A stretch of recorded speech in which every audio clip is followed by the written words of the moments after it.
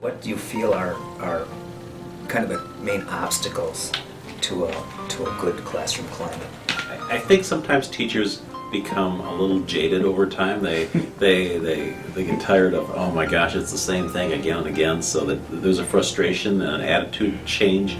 It's hard to stay positive 180 days a year for 30 or 35 years. But good teachers do that.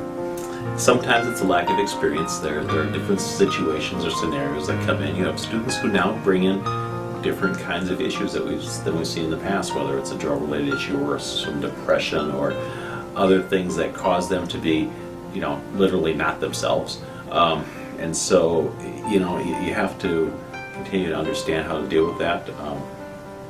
Here at Kimberly, we have more students this year that have autism issues, and that's, again, you need to understand how that student functions and how they're going to interact with other students as well, because it's important how the students react to them. That's going to create a good climate for learning for everybody. And sometimes I think it's just poor planning or poor preparation on the part of the teacher. If you come in and you don't have a good plan for the day and clear expectations for what you want your students to learn and be able to do, they're going to see you as disorganized or disenfranchised, and as a result, not positive about their learning, so they're probably not going to be positive about their learning as well. But I would say that the biggest thing for me this year has to do with my students' needs this year.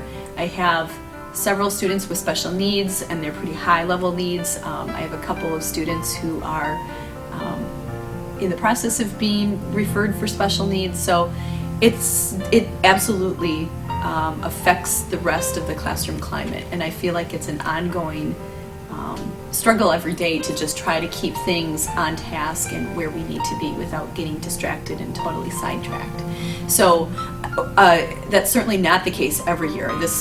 I've been teaching for 11 years, and I'd say this is the year that I'm really feeling it. But I'd say that if I had to name one thing that really this year affects my classroom climate, it would absolutely be the students' needs.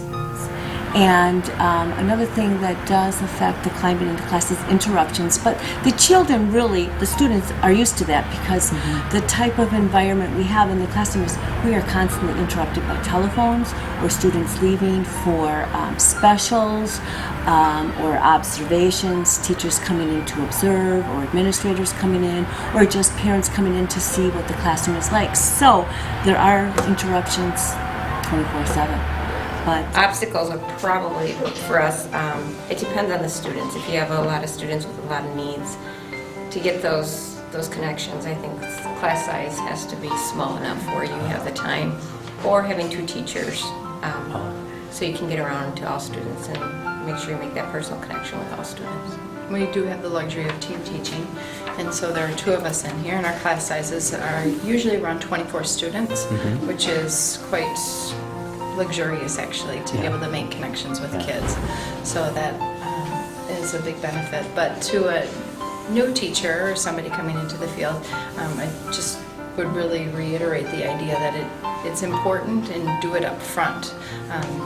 Establish mutually agreed upon expectations about what you expect and what they can expect from you, and take the time each day to nurture those relationships, and to also reevaluate. Maybe some of your expectations have changed, and it's okay to say, hey, I feel like something's not really working out here, and being honest with your students. This isn't working, so what's going on? It's all worth it, and it pays off in their learning. I think other obstacles can be during the course of a class of complacency. Sometimes, teaching, I think at times there can be a pretty easy path for teaching, Right. and in the days before Christmas break, or in the dog days as we are in right now, towards the end of the school year, it's human nature to sometimes take the easiest path, and I think an obstacle can you continually attempt to re-energize yourself to get up and fight that next fight, that next block. Yeah, because we expect it of our students. We expect it of our students.